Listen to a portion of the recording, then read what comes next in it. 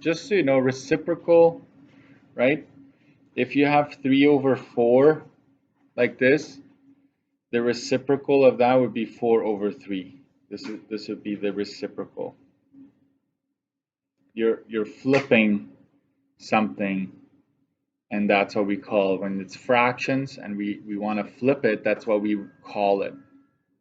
Find the reciprocal of these fractions would be flipping it.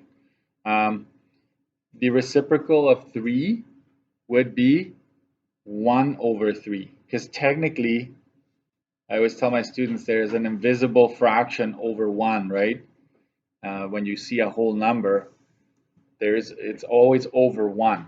We just don't think of it that way. We don't write it that way. Okay, so keep that in mind. So we'll have two numbers with a product of 1 are reciprocals.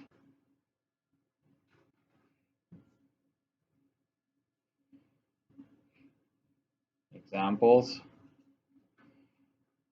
2 and 1 over 2, right? 2/3 and 3 over 2. Because if you think about it, if you were to multiply these, 2/3 times 3 over 2, if you think about it, if you remember at the beginning, we can simplify these, right? 2 goes in here one time, 2 goes in there one time, 3 goes in here one time, 3 goes in there one time, and it's just 1. So if you multiply a fraction by its reciprocal, then it would always be 1. Okay, that's another way of looking at it. Not terribly important for you to remember that. But there's another one here. If you have 5 times 5 to the negative 2, and this has a power of 2, so 5 to the power of 2 times 5 to the power of negative 2. If you apply the product rule, they have the same base, right? We could say that that's 5 to the 2 plus the exponent of the second, right, base, the same base. So you would add exponents, so that's 2 plus negative 2, which is really 5 to the 0, which is 1. Okay. And so technically, we would refer to these as reciprocals.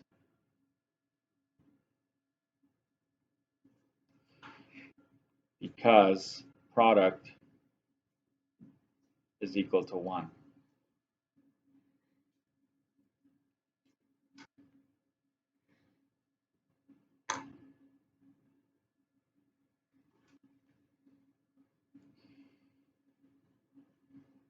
Another way to write 5 squared times 5 to the negative 2 is 5 squared times 1 over 5 squared. Because I don't know if you remember, right, the negative exponent, we don't like, we tend to get rid of them. So if you go 1 over 5 to the 2, right, as soon as you bring this to the denominator, it turns up into a positive there. And this as well, just like we had done before here, this will cancel out with that, leaving you with an exponent of 1. So what we just talked about it here can be written in another way by bringing that negative exponent down to the denominator and then still getting, so this is consistent, right? Doing it this way or doing it that way is consistent.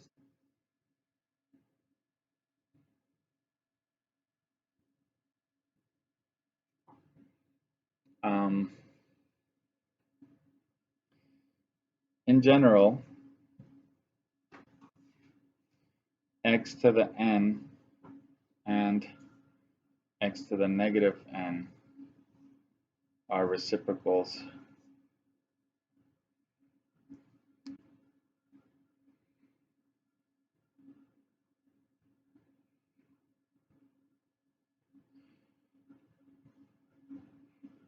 Therefore, x to the negative n is the same thing as 1 over x to the positive n.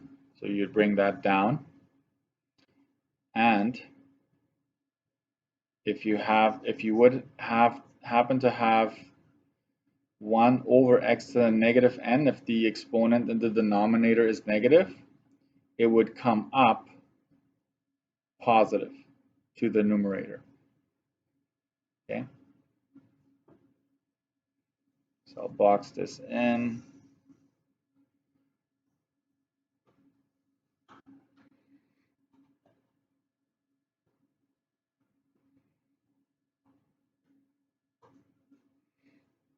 Examples.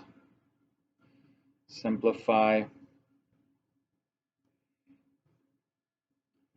by using only positive exponents. So you don't want, we never, if at the end, we don't want negative exponents, okay? That's our ultimate goal. Yeah, whenever you see negative exponents, we want to avoid that, and it's just by moving it up or down, right? So that's what you have. So A, if you have x to the negative 3 like this, let's do B, 1 over y to the negative 2.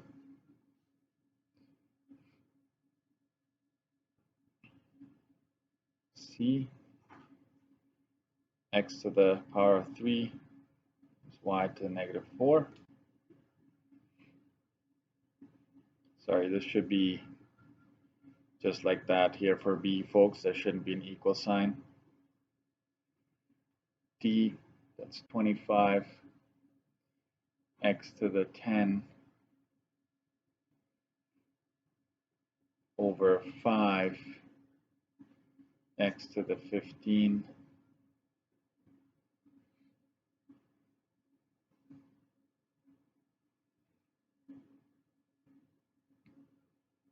E, 3x to the 7 times negative 2x to the negative 9 .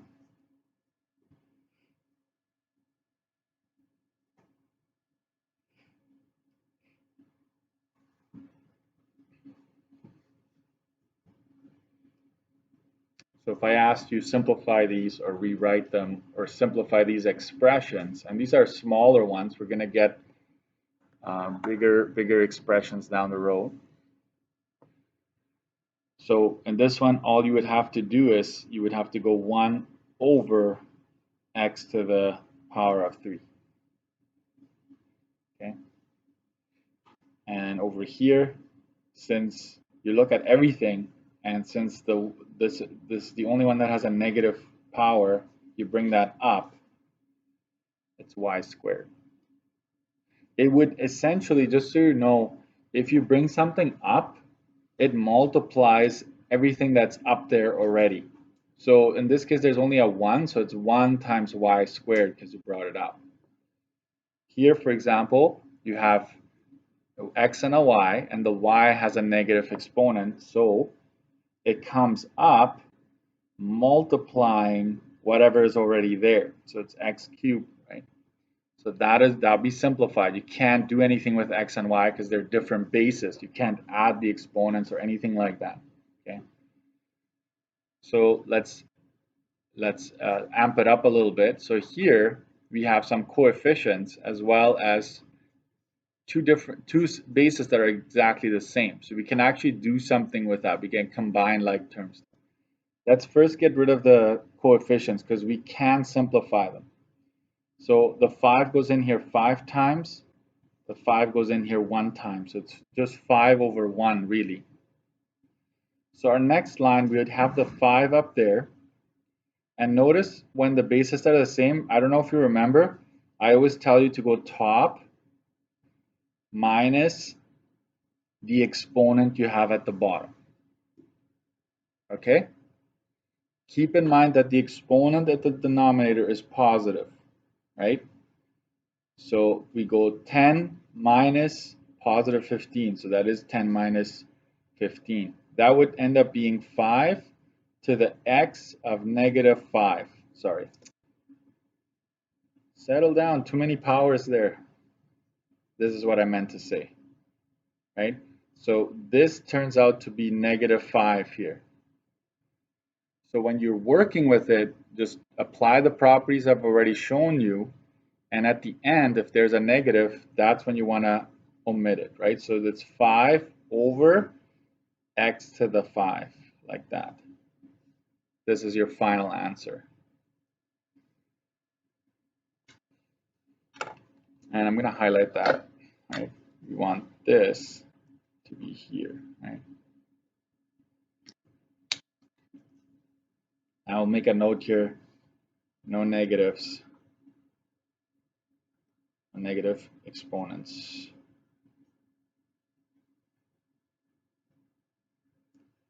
Okay, no negative exponents, we don't want that.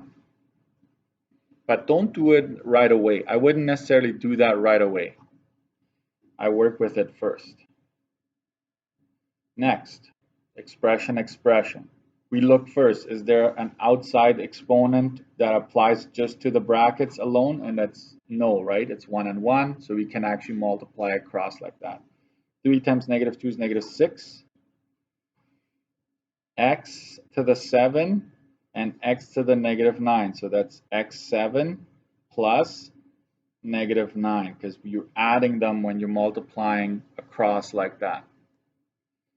That would give you negative 6 times x to the negative 2. And this is where you have to be careful. The negative 2 only applies to the x, not to the negative 6. So the negative 6 stays, but the x to the negative 2 will be coming down like that. Okay? And I'll put a note here. Note negative 6 to the negative 2 like this. Let's say we have negative 6 to the negative 2 is not equal to 1 over 6 squared positive. Right? That's not what's happening here, because the negative 2 is only affecting the 6.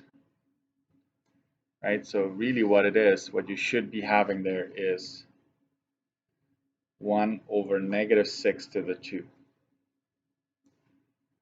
Because that negative is not being affected by that. And then you could square it and come up with negative 36, right?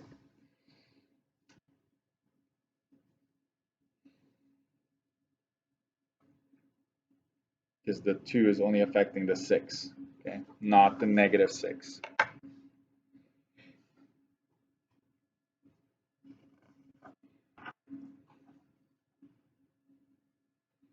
I'm going to add one more example.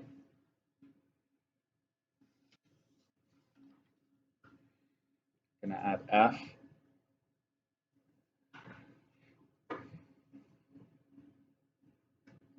Negative 2x to the power of negative 1.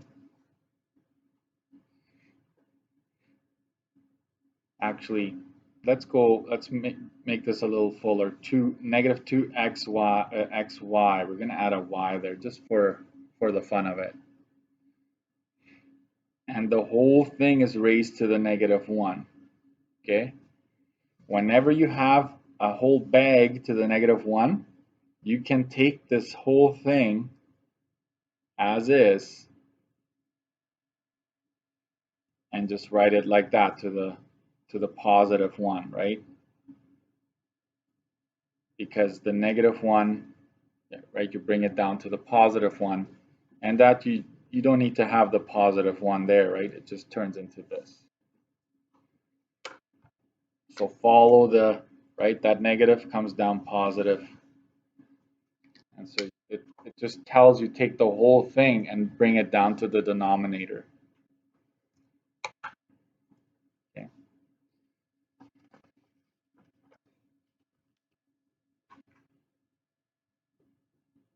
Okay, next. Note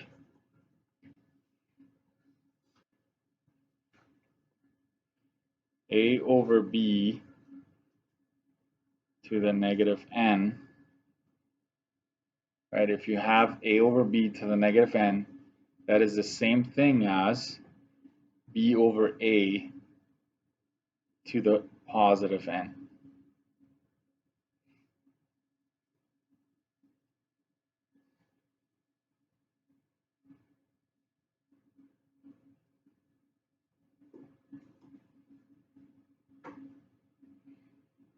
Okay.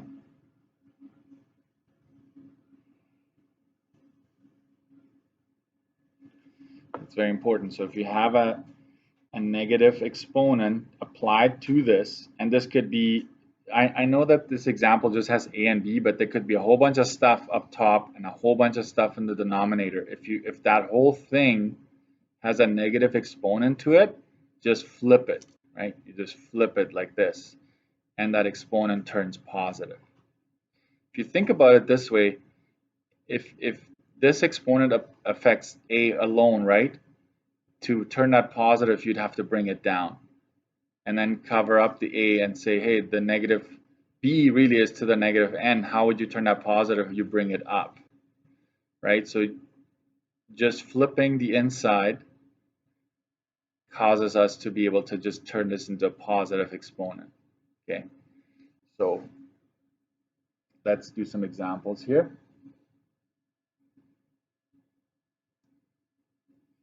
I'm going to continue with the top examples here. X to the 2 over y, all of that to the negative 4.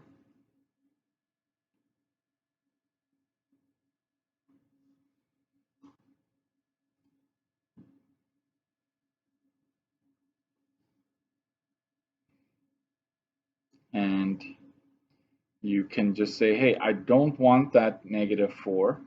So you're going to go y over x squared, all of that to the 4, right? All of a sudden it turned positive.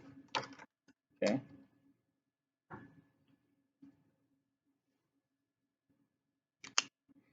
So I flipped everything that was inside.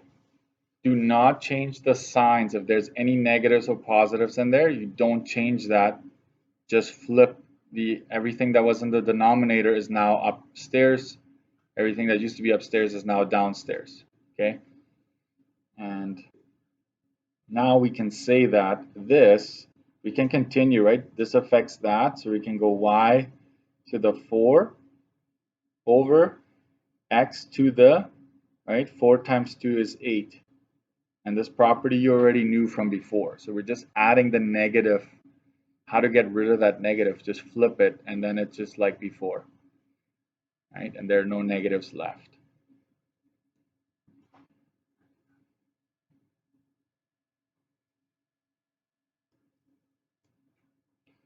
Okay, evaluate.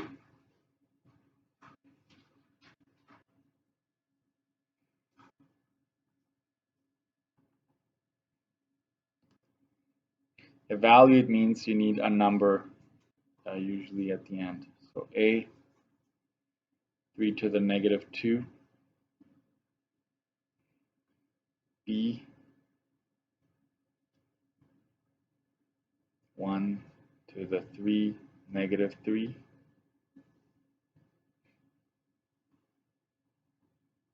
c is 4/3 to the negative 3, d is 2/5 to the negative 2.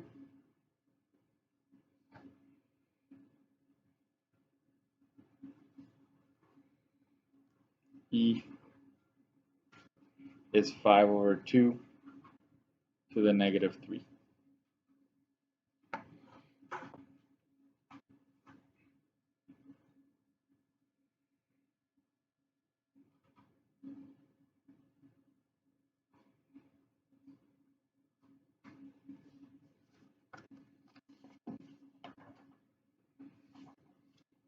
Okay, so here, this is just 1 over 3 squared, which is 1 over 9.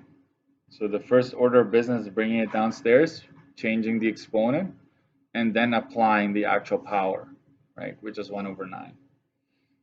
In this case, you have that -3, so you bring that up, right, 3 to the 3, right? There's only a 1 up there, so that's just what we do, and that's 27.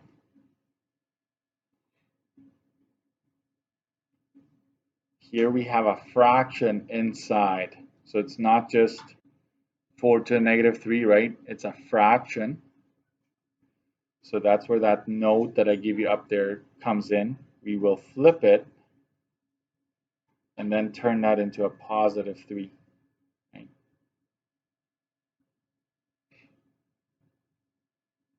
And we'll just say flip. Right? Flip, turning that positive. And then we apply the 3 to this, which is 27. And we apply the power of 3 to 4, which is 64. That's your final answer. Again, -2, so we will flip the base inside and square it, and that's 25 over 4.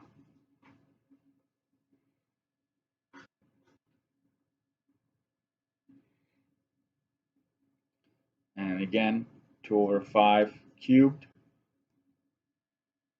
and that would be 8 over 5 times 5 is 25 times another 5 is 125. So this is just evaluating numbers like that.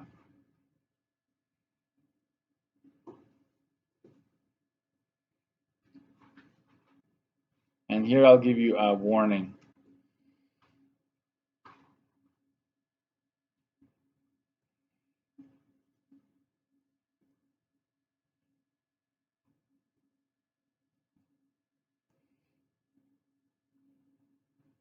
Never reciprocate a fractional exponent.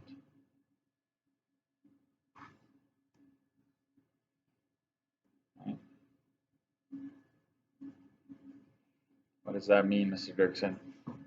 It means this. 8 to the -2/3, let's say, right,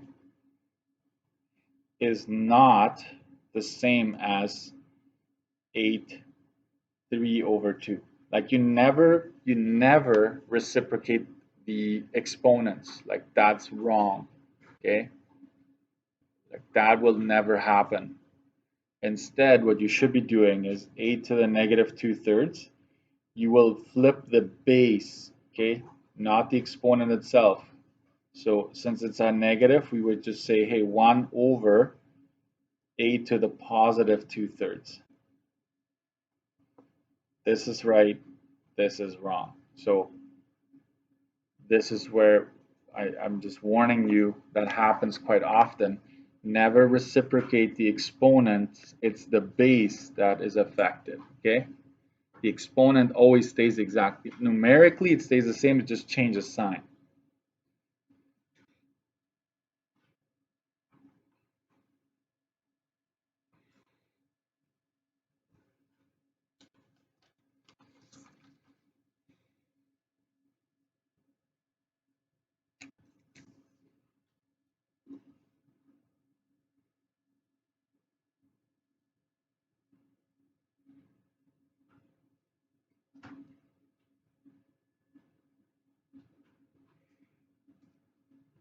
Maybe I'll add that here.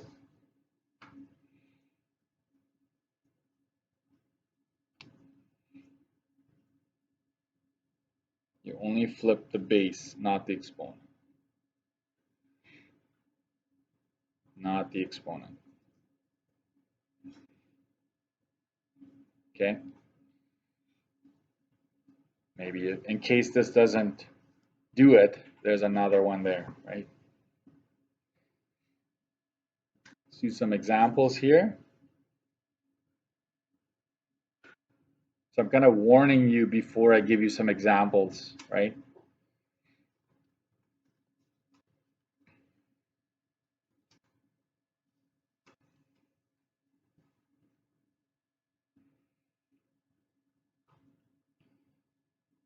evaluate the following. Okay, so you've got A 16 to the negative 5 over 4, B, you know what, I'm gonna leave room on the side. I'm just gonna go downwards like this. So we're gonna work sideways in this case. We need a bit more room. B is 9 over 16 to the negative 3 over 2.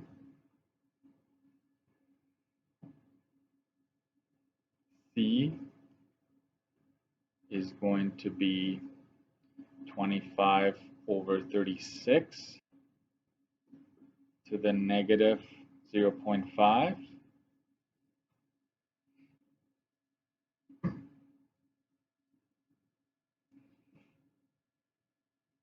D 0.01 to the negative 3 over 2. And I'd rather you have it all written down before we continue. E is negative 5 over 2 to the negative 2.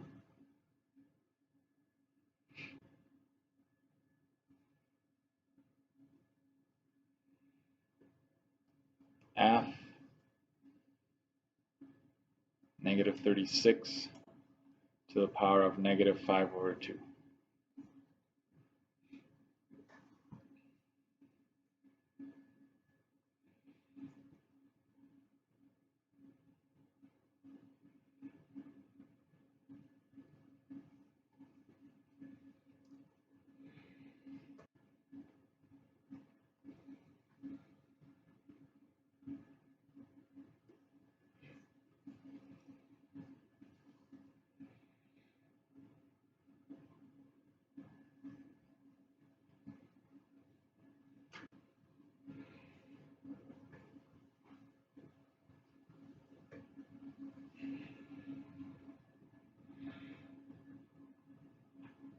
All right. You'll see it again anyway, so if you missed it now, there it is. So 16 to the negative 5, 4. Oh, I'm just going to flip this one and turn it into positive. Nope, you're going to flip the base. Okay, so it's 1 over 16 5 to the power of 5/4, right? That's what's happening, okay? And then we evaluate, right? That's 1 over, you take the fourth root of 16, and all of that is taken to the power of 5. By the way, this would be the power form. This is now the radical form,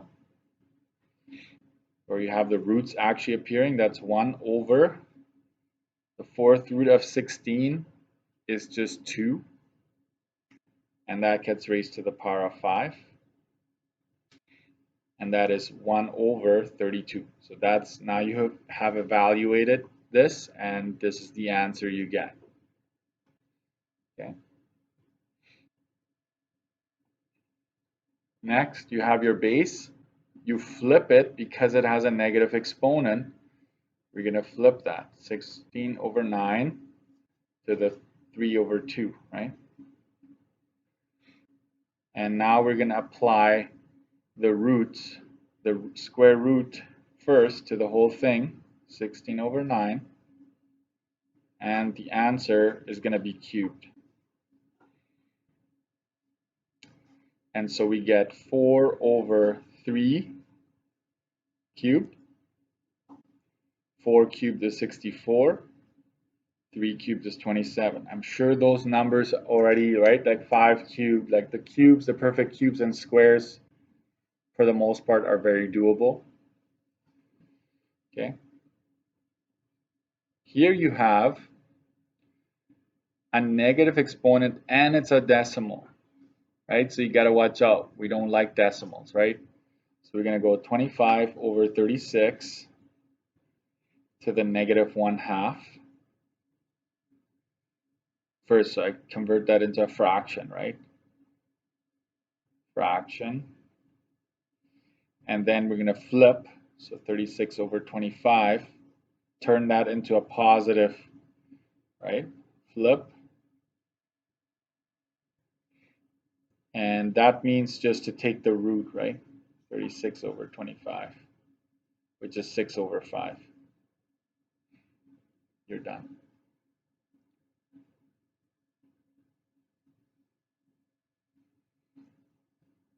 So basically, I'm just adding layers to it today. Everything is the same. Everything is consistent. It's just I'm adding layers, right? Decimals, right? Negative and decimals. Fractions as the base, right? It could be variables, which we're going to do in a bit. So watch out for that. So here we have a negative exponent and we have a decimal in here. We don't like decimals, right? So this is 1 over 100, right? That's 1 over 100 to the negative 3 over 2. If this had been 0.02, this would have been 2 over 100. If this had been 0.15, this would have been 15 over 100. So the, right, like you need to recognize that. We're going to flip the base. I'm not going to put it over 1. I think you understand that. It's just one extra step. So that's just 100 to the 3 over 2.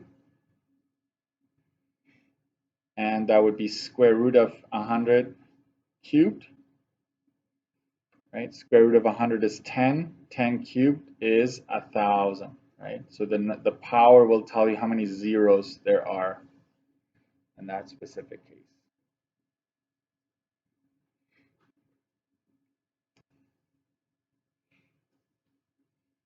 Yay, this is so much fun, right?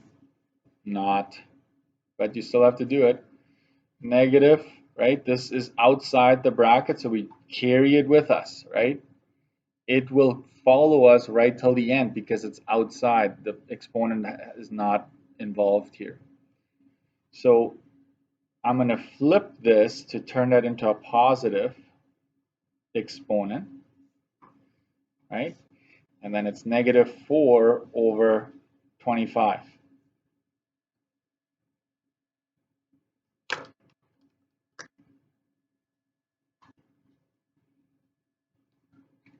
Here's where you promise yourself never to forget about the negative, right? It's either inside, in which case it would have turned positive, right? Because an even power turns out positive. But in this case, it was outside. What about this one? Inside, right? This would be 1 over negative 36, 5 over 2, right? And then it's square root of 1 over negative 36 to the power of 5. And if you know anything about this, if it's an even power index here, you cannot take the root, okay? Does not exist. Can't take root of negative. Can't take square root, I should say. Because otherwise you're going to say, hey, whenever there's a negative, you can't do it. It's like, yeah, as long as it's odd, you can. There's a chance. Okay. All right. Now we're going to do some examples that have variables in them. Okay. So I'm going to just continue here.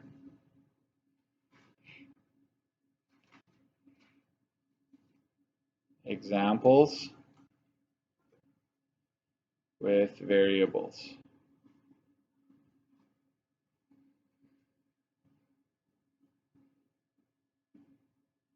Okay. Negative 6x squared over 8x. All of this, to the negative 3.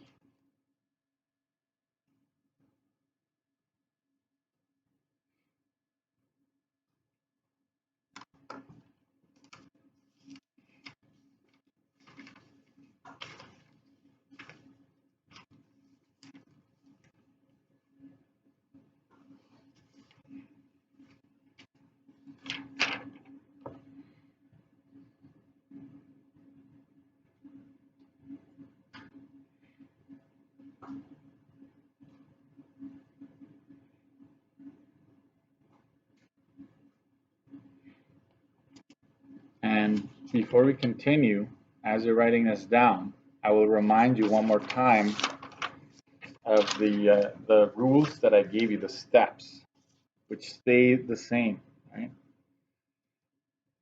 We're still going to always follow this. Like, we're going to make sure the numerator, like, I know there's a negative exponent there, and some of you are tempted to address that right away. I would not, okay? We will first figure out, look at the numerator. Do I need to multiply across? Are there any brackets that I need to multiply? If not, I do the same. I check in the denominator, right? Then I try to simplify coefficients, right? Then I try to collect common bases. So there are common bases here. We're going to collect them. Then we're going to eliminate negative exponents, but those are going to be the negative exponents inside. If there are any inside, we're going to get rid of them by flipping, right? Bringing them upstairs or downstairs. And then the last, right at the last, I say apply the outer exponent.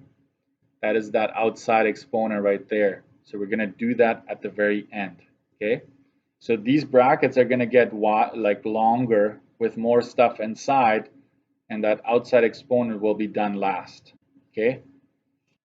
If you don't, it's not the end, but that's how I'm going to approach it, okay? As long as you're consistent, this can be done in multiple ways. All right. So nothing can be multiplied in the numerator, nothing in the denominator. I'm going to try to simplify this. So this is 2 goes in here 3 times, 2 goes in here 4 times. Okay, so I've done that. So I'm going to bring this with me. The negative comes with me over 4, and there's more stuff happening. There's x to the 2 up top, and there's a x with the power of 1 in the denominator. I'm going to subtract that. And remember, some of you were dropping that, right? The outside exponent, it's still following you, right? And so we go negative 3 over x, that negative 3 times x over 4, and all of that is to the negative 3. I check, are there any negative exponents inside? If there had been, I would have to move it up or down. So now I'm ready to apply the outside exponent, okay? So I'm going to flip this whole thing. I'm going to go 4 over negative 3x, like that, all to the power of 3.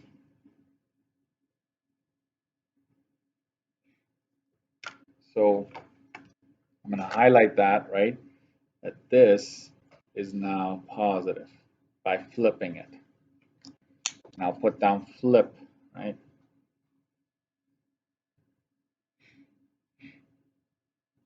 All right, now my next line is going to be applying that outside exponent now. So it'd be 4 to the power of 3 over, the 3 is affecting all of negative 3, so like that, and x to the 3.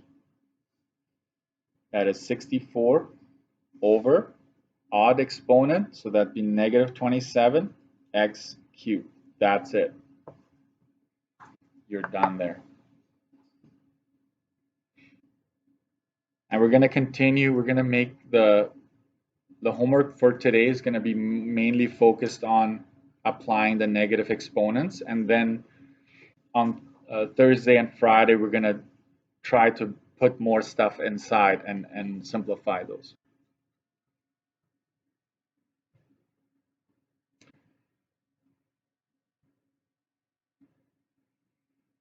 Let's see here.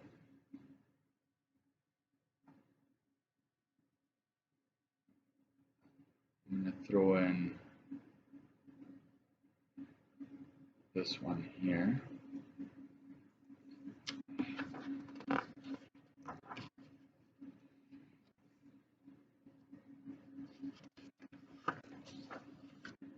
Yeah, I'm going to throw this one.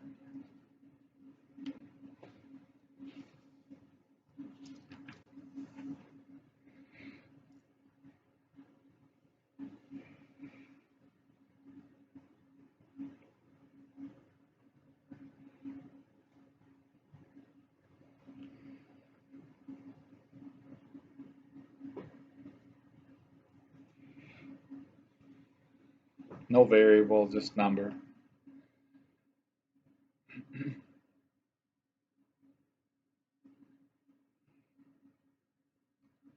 What if you had something like this?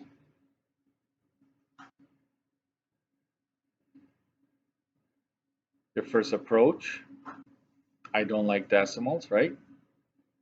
So it's a 4 in the numerator over, there's 2 decimal places, so it's 100 to the negative 3 over 2. So just converted that to this.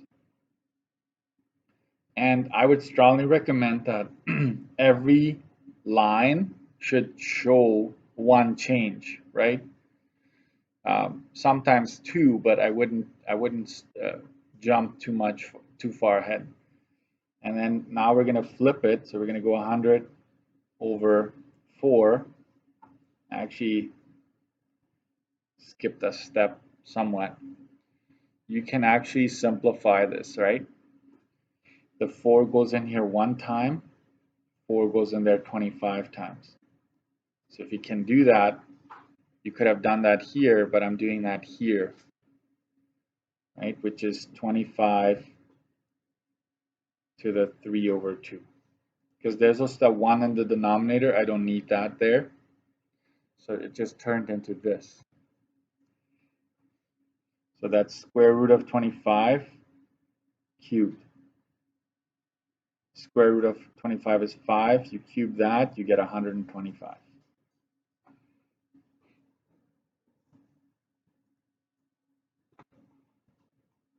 I'm going to stop there.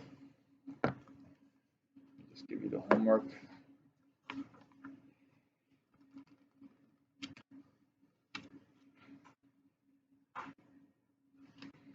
Just checking it.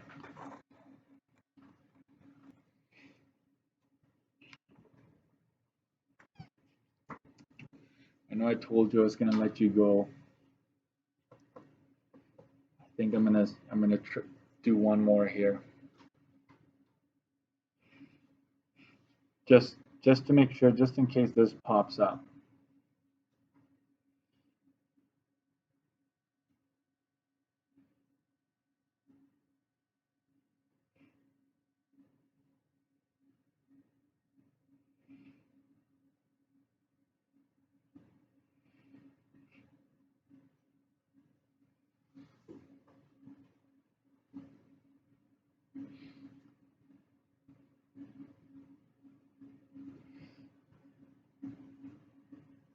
Adding fractional exponents.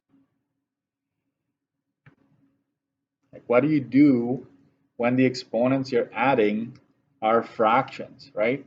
Or subtracting for that matter. And this is where the skills at the beginning of the semester came in, right? That's why I reviewed fractions. They all have the same base and they're in line, so we can add the exponent. That's the product law, right? 0.3, 8/3 plus 3 over 2 plus 5 over 6. Okay? And you basically have to write them all as the same, have a common denominator. And the common denominator for all 3 of them is 6. it will usually be fairly simple to do, right? The 3 goes into 6 two times, so it's 16. The 8 turns into 16. The 2 goes into 6 three times, so it's 3 times 3, which is 9. The 6 goes in there one time, so it's just 5 here. So you have to find a common denominator and then add your exponents accordingly. At 0.3, so this would be 25 plus 5 is 30 over 6, which is 0.3 to the power of 5. And we haven't even dealt with the beast of the decimal, right? Like I just focused on adding the exponents, right, and simplifying it. Now I'm going to say, hey, that's 3 over 10 to the power of 5.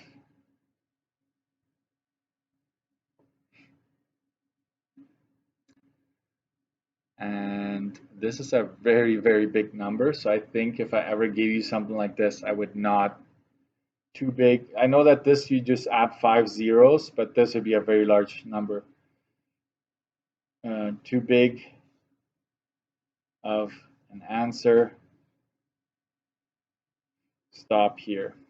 So this is as far as I would want you to come here because it just gets ridiculously big and I don't want you to spend that much time. It's just applying the rules that you've learned, right? And this is probably the first time we're going to do more on Thursday and Friday where I made you add fractions, okay?